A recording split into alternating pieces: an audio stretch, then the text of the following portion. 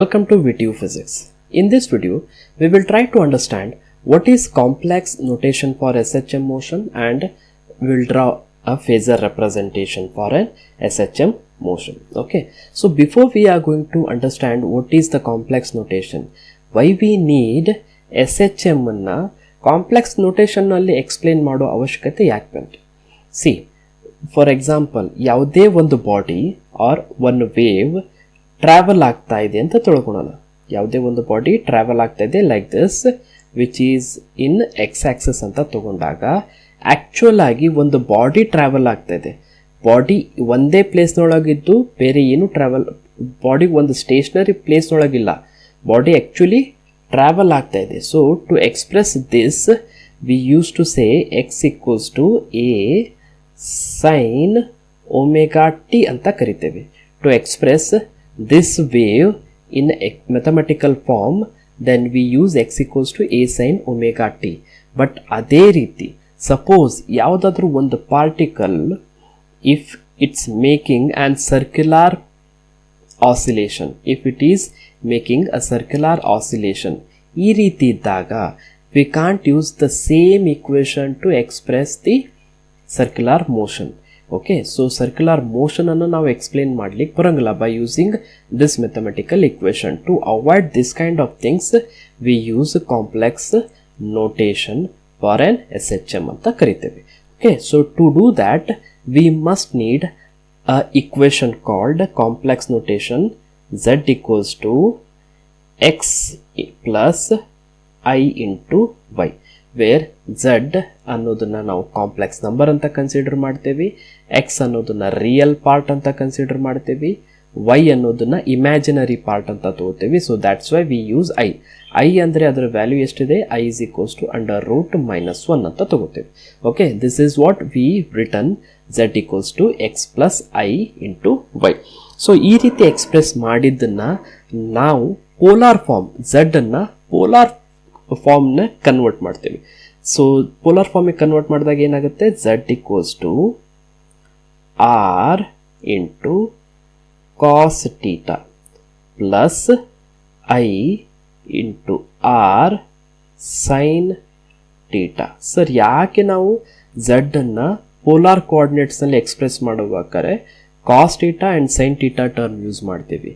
C, ಇನ್ನು PUC first year ನಾವು phasor representation vector ಕಲಿಯುವಾಗ we use to draw the particle position A ಅನ್ನೋದನ್ನು ನಾವು ವೆಕ್ಟಾರ್ ಅಂತ ಕನ್ಸಿಡರ್ ಮಾಡಿ ಇದಕ್ಕೆ ಆ್ಯಂಗಲ್ ಹಾಕೋತೀವಿ. Okay, so for example this is x axis and this is y Axis.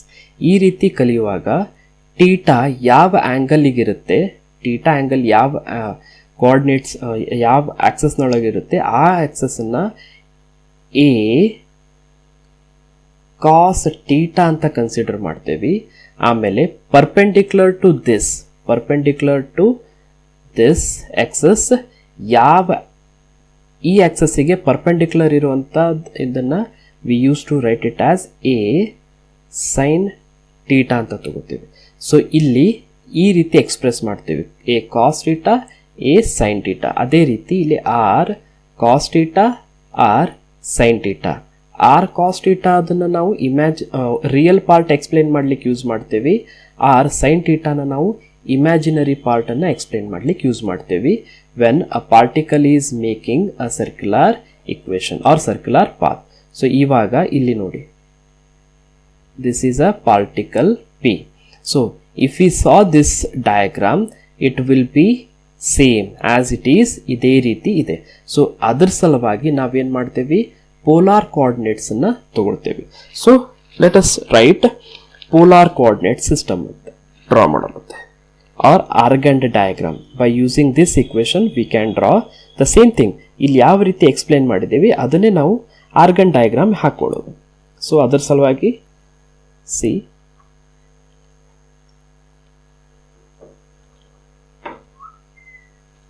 Okay, ಇವಾಗ ಒಂದು ಪಾರ್ಟಿಕಲ್ ಅನ್ನ ಡ್ರಾ ಮಾಡ್ತಾ ಇದ್ದೀವಿ. ಪಾರ್ಟಿಕಲ್ ಈಸ್ ಇನ್ ಪಿ ಅಂತ ತಗೊಳ್ಳೋಣ, X real part comma I Y imaginary part. Okay, so particle X ಆಕ್ಸಿಸ್ನಲ್ಲಿ real part ಇದೆ, y axis ನಲ್ಲಿ ಇಮ್ಯಾಜಿನರಿ ಪಾರ್ಟ್ ಇದೆ. So to do that let us draw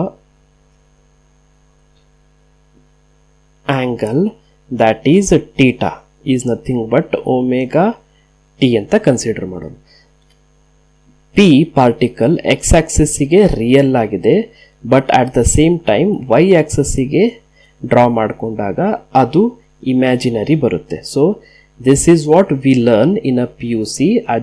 ಅದೇ ಕಾನ್ಸೆಪ್ಟ್ ಅನ್ನ ಯುಟಿಲೈಸ್ ಮಾಡ್ಕೊಂಡ್ಬಿಟ್ಟು we can write it as r, because r ಅನ್ನೋದು vector magnitude ಆಗುತ್ತೆ, r into cos omega T.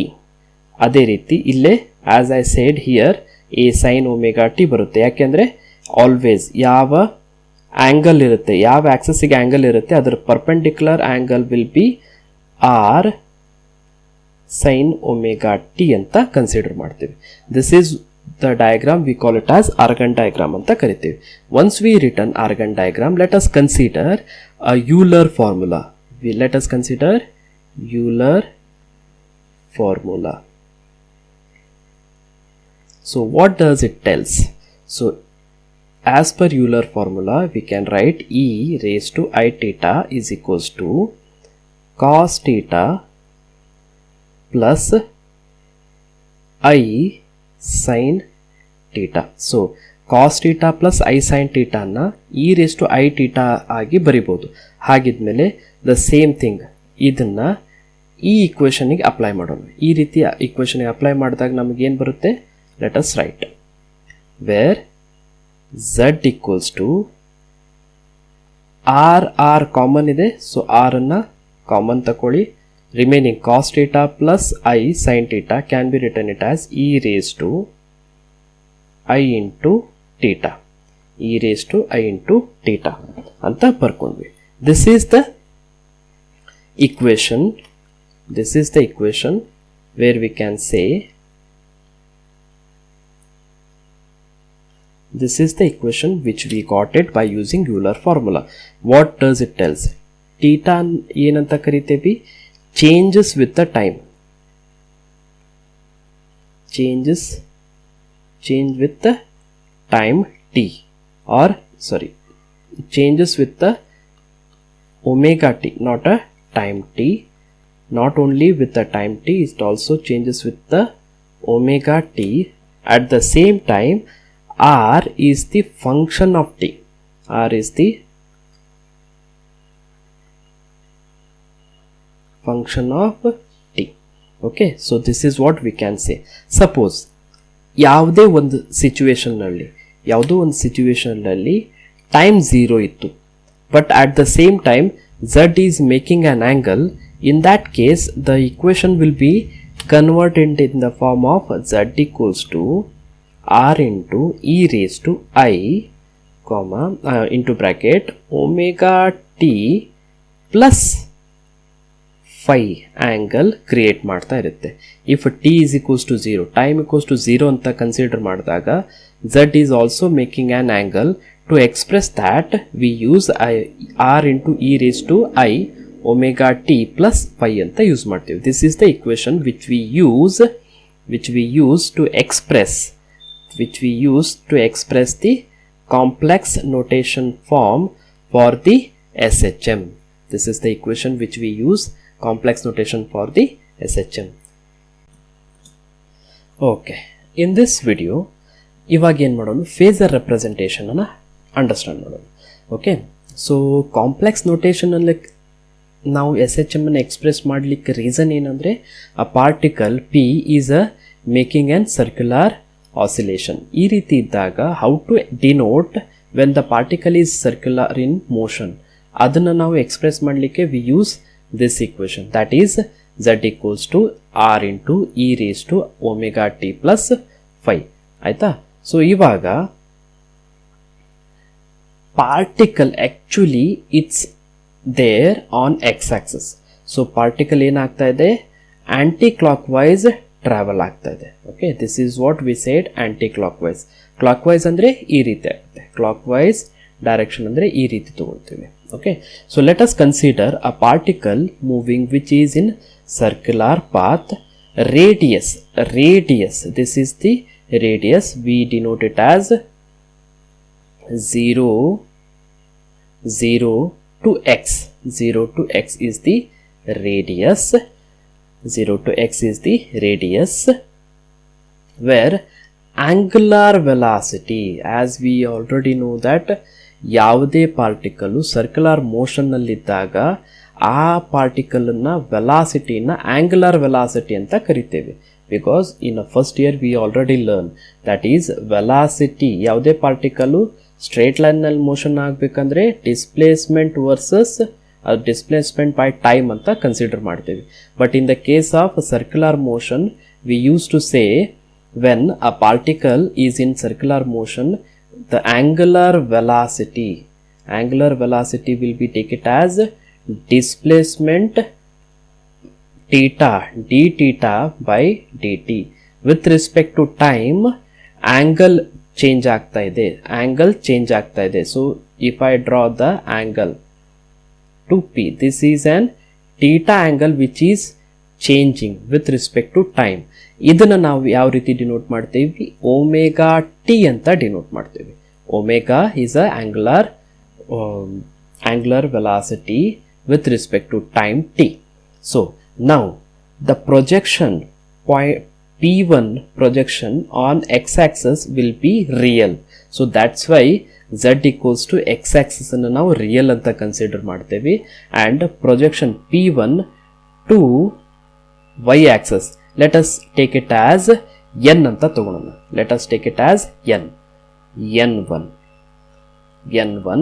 We take it as n1, P1 to n1 projection on y-axis.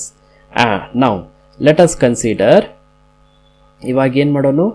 Particle in other side ಅಂತ consider ಮಾಡಿದಾಗ let us see P2 same particle is in P2, take it as P2. In this time, let us draw the projection on y-axis, perpendicular to y-axis.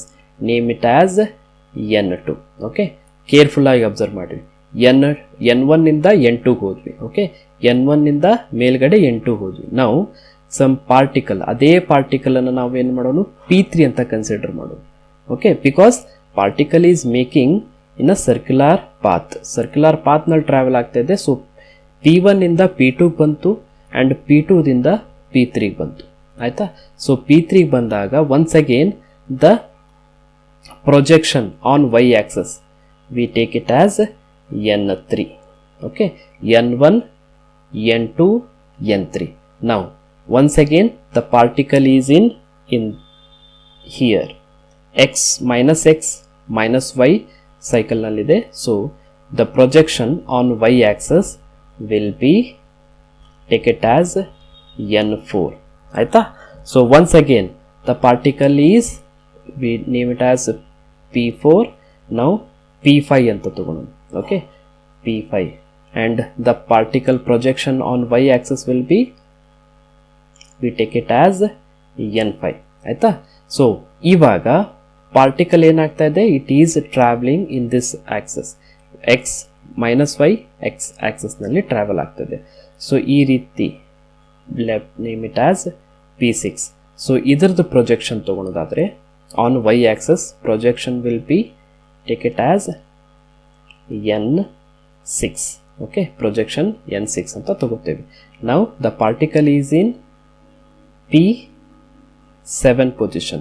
So projection on y axis we take it as n7. Okay, now the particle is in P8 position. Then the projection will be, take it as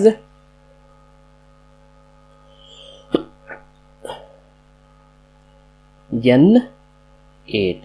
Okay, see careful ಆಗಿ observe ಮಾಡಿ. P1 position ನಲ್ಲಿದ್ದಾಗ particle ಇಲ್ಲಿದೆ. Okay, P1 position ನಲ್ಲಿದ್ದಾಗ particle ಏನಾಗ್ತಾ ಇದೆ? ಇಲ್ಲಿದೆ. ನಾವು P2 position ನಲ್ಲಿದ್ದಾಗ particle ಏನಾಗ್ತಾ ಇದೆ? ಇಲ್ಲಿ ಬರ್ತಾ ಇದೆ. ಅಂದರೆ ಇಲ್ಲಿಂದ ಇಲ್ಲಿ ಹೋಯ್ತು. ನಾವು P3 ಪೊಸಿಷನ್ನಲ್ಲಿದ್ದಾಗ ಪಾರ್ಟಿಕಲ್ ಏನಾಗ್ತದೆ, ಇಲ್ಲಿ ಬರ್ತದೆ. ಅದರ ಪ್ರೊಜೆಕ್ಷನ್ ಹೇಳ್ತಾ ಇದ್ದೇನೆ. ಪಾರ್ಟಿಕಲ್ ಆ್ಯಕ್ಚುಲಿ ಇಲ್ಲಿ ಸರ್ಕ್ಯುಲರ್ ಪಾತ್ನಲ್ಲಿದೆ, ಅದರ ಪ್ರೊಜೆಕ್ಷನ್ ಮಾತ್ರ ಈ ರೀತಿ ಬರ್ತದೆ. ಓಕೆ, P4 ಇಲ್ಲಿದ್ದಾಗ ಪಾರ್ಟಿಕಲ್ ಎಲ್ಲಿದೆ, ಇಲ್ಲಿದೆ. ನಾವು ಸೇಮ್ ಪಾರ್ಟಿಕಲ್ ಪ್ರೊಜೆಕ್ಷನ್ P5ದಲ್ಲಿದ್ದಾಗ ಇಲ್ಲಿದೆ. ಸೊ P6ನಲ್ಲಿದ್ದಾಗ ಇಲ್ಲಿದೆ, P7ನಲ್ಲಿದ್ದಾಗ ಇಲ್ಲಿದೆ, P8ನಲ್ಲಿದ್ದಾಗ ಇಲ್ಲಿದೆ.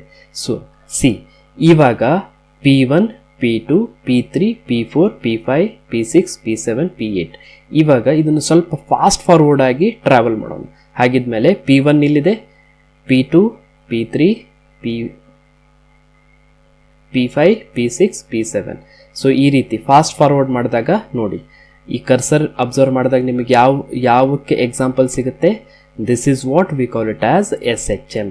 ಈ ರೀತಿ ಆದಾಗ we call it as SHM ಅಂತ ತಗೊಳ್ತೀವಿ. ಅದನ್ನು ನಾವು ಈ ರೀತಿ ಡಿನೋಟ್ ಮಾಡ್ತೀವಿ. ವೇವ್ ಫಾರ್ಮ್ನಲ್ಲಿ ಕನ್ವರ್ಟ್ ಮಾಡಿದ್ವಿ. ಈ ಸರ್ಕ್ಯುಲರ್ ಪಾತನ್ನು ನಾವು ವೇವ್ ಫಾರ್ಮ್ನಲ್ಲಿ ಕನ್ವರ್ಟ್ ಮಾಡಿದಾಗ it will be like this.